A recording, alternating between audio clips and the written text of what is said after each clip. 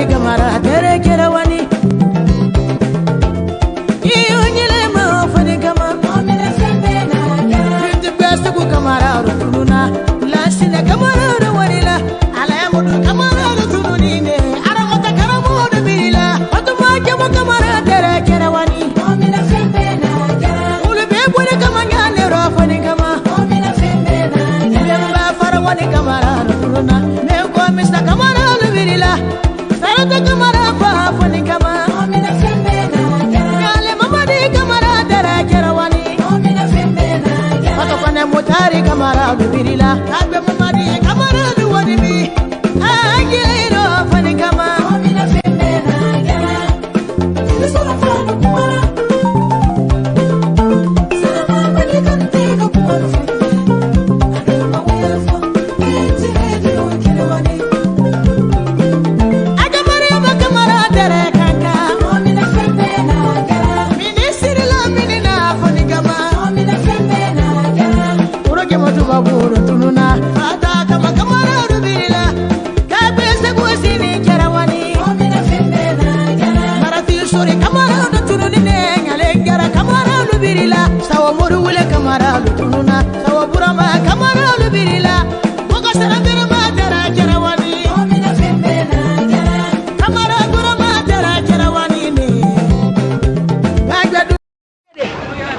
Right now, Chapati Kochi, Tomo Falasa, Jose, they put their team together, they got men hunting, Stevie Cassidy Moluba to kill him.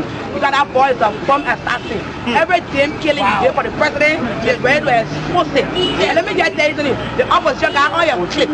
All the place you got your weapon hiding, we know it already. But because we don't want the people to rise against you, that's why we tell all it. That's why the leader said no, don't put it out there. Because if that way I ain't give a fuck. I'm going to expose you, Joshua. Every day we sign in Ghana in a hotel with Winston Tottenham, I got all copies of the document. So I told you, I was in the CDC as acting CRO for the women league.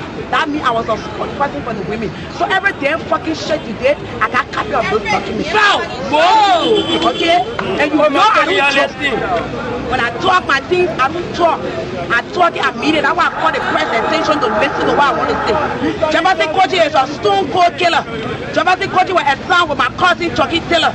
Jabati Koji was the one who murdered the mulatto girl that born in the baby for Taylor, for Chucky.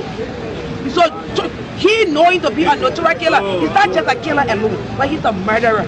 And unfortunately, Project Sulu said in the police. You think he protected?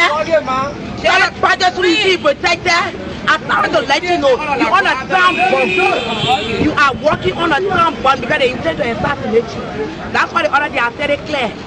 You need 1 year to not go out in the night without escort. And I told 1 or 2 the same thing. I said they will attack you. On the murder of our son. For us, our family, it was murder. We have reached the conclusion that our son was murdered. We're not accepting any suicide. Our son was murdered.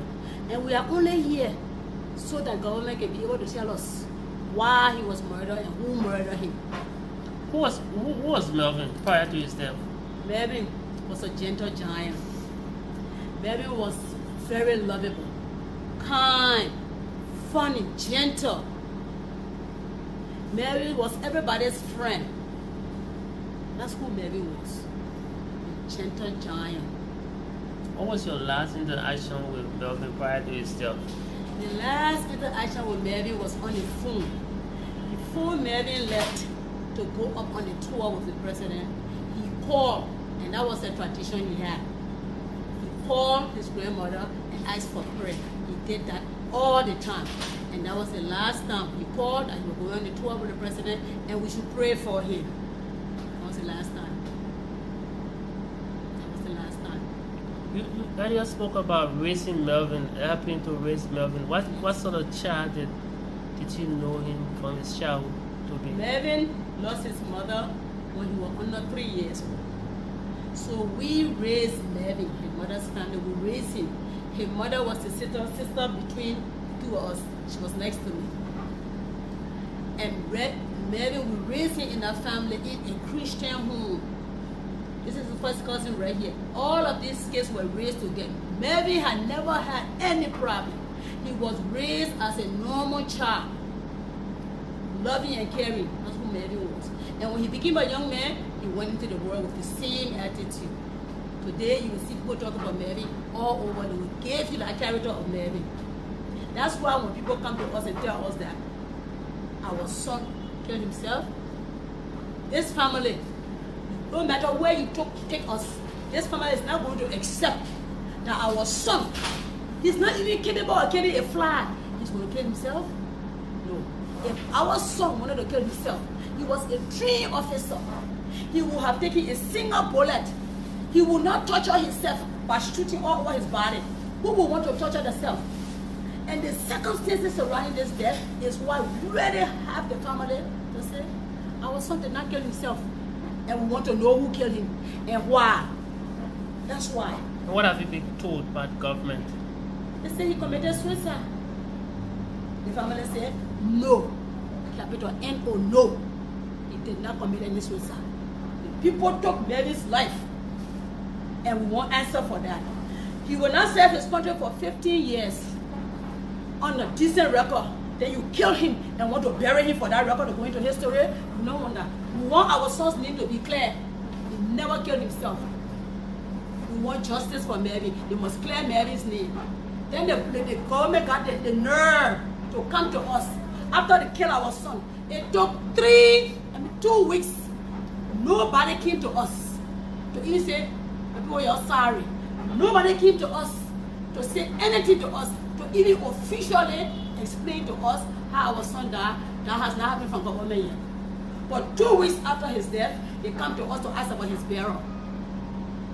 3 weeks after his death, they come to say they can only embalm him. Have you seen the body of Melvin? I've seen the body. I've seen the body of Melvin. And the body I saw, he had dressing on this side of his head, he had dressing here, and he had a dressing here. When I looked on his abdomen, I saw a hole through his shirt. I saw a hole there. When I was trying to go lower to the legs, we were not allowed to go that far. And we left the funeral home. So those things are assault on my son. I'm sorry. I need a different answer than the suicide. We're not going to settle. This family will not settle for any kind of suicide. They must clean up the record that he made for this government. He lived his life. This is a man who put his life on the line when you are working with the president. Do you know that a bullet comes that the bullet guys can take bullet for the president? Now this is the man who is laying down his life for his country. Then he stayed all night working. He was now a madman. He worked all night guarding his president. He was now a madman. But suddenly in the morning, he gets mad, he takes a gun, and he killed himself. Does that make any sense to anybody? It does not make sense to us. So we're not buying that. Have you been able to talk to any of Melvin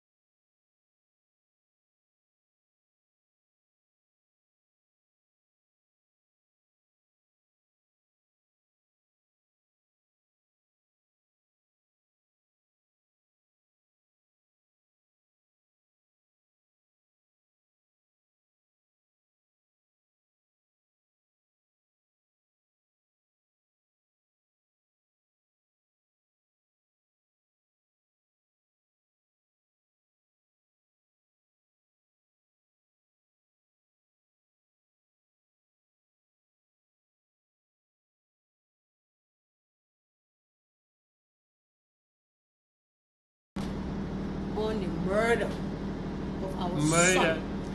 For us, our family, it was murder. We have reached the conclusion that our son was murdered. We're not accepting any suicide. Our son was murdered. And we are only here so that government can be able to tell us why he was murdered and who murdered him.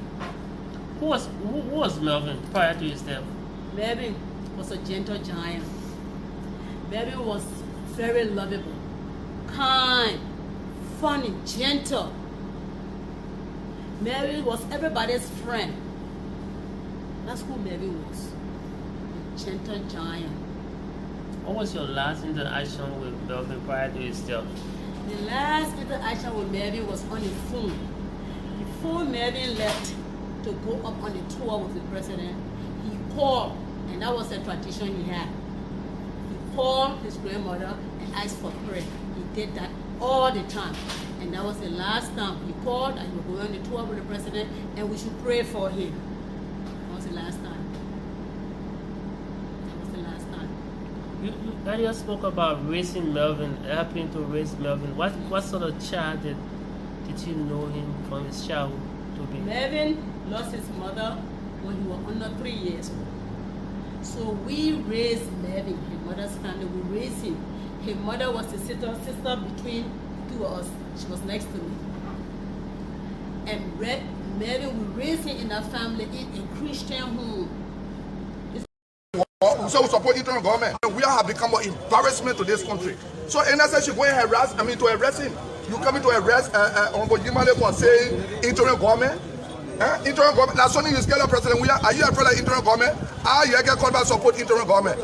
You brought war, you will not bring in war. You support that model, will not support the model. I support interim government. So is the interim government form of model, the style? It's the form of anything that can bring interim government. But currently, Representative Kordoba, we have a government that was elected peacefully by the citizens, and we left with about 2 years and a half before we go to election. Why are you supporting interim government? Are you trying to overthrow the government? The Liberian people have resolved. You saw from resolved in what way? The Liberian people have resolved that he has become very unpopular and he is a criminal. Are you not aware that Ambassador Weah is a criminal? Ambassador Weah is a criminal. We are not aware. But how you be aware? You cannot come in the issue. How you be aware? What's the issue you have? You do it one by one. From look at your beer, you get it very often. So Let's speak to the issue. Let me tell you something today. Any attempt for Ambassador Weah to act stupid in the country, you will feel the weight. Any attempt for Ambassador Weah to act very stupid in the country, you will feel the weight. What about your statement your statement that you support interim government as a propensity of derailing the peace? I'm not saying we bring war, we do war, Ambassador Weah brought war.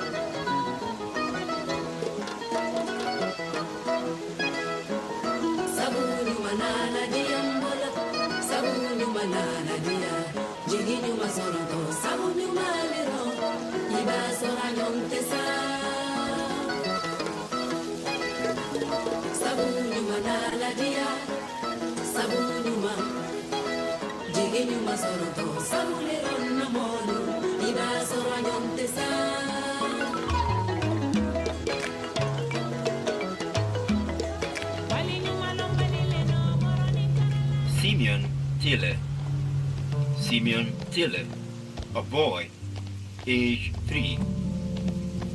Mother's name, Mommy Taylor. Father's name, Jala Taylor. Last address, Jatono. Patrick Taylor.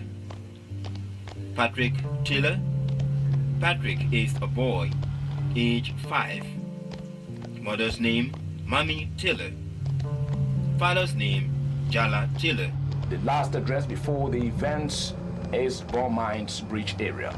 The Red Cross Family Tracing Network, the program that brings together people who have lost contact with each other. I'm Frank Lobo, codename Mr. DP for the Dog Pound. I'm an announcer and DJ Kum. But I'm pretty scared that if President Taylor leaves ceremoniously, that will cause a complete havoc, serious one. I may not be even sitting here.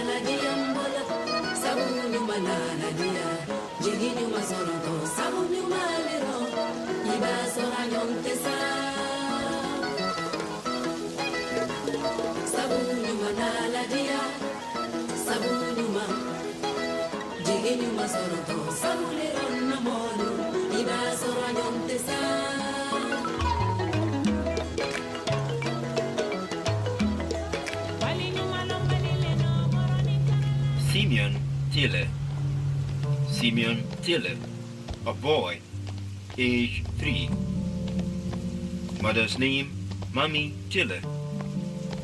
Father's name, Jala Taylor. Last address, Jatono. Patrick Taylor. Patrick Taylor. Patrick is a boy, age 5. Mother's name, Mommy Taylor. Father's name, Jala Taylor. The last address before the events is Mines Bridge area. The Red Cross Family Tracing Network, the program that brings together people who have lost contact with each other. I'm Frank Lobo, codename Mr. DP for the Dog Pound. I'm an announcer and DJ Kum. But I'm pretty scared that if President Taylor leaves ceremoniously, that will cause a complete havoc, serious one. I may not be even sitting here.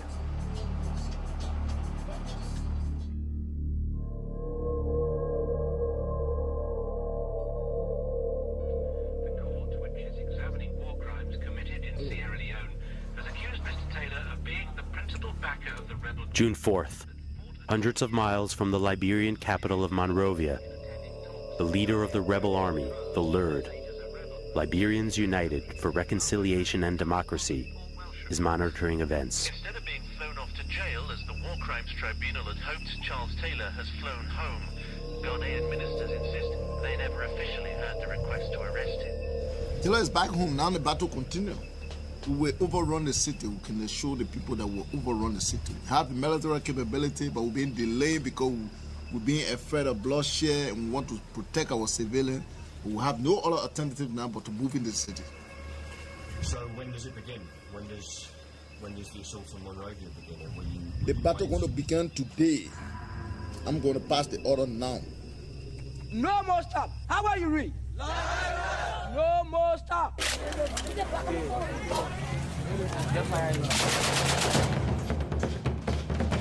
In the following weeks, the LURD reached Monrovia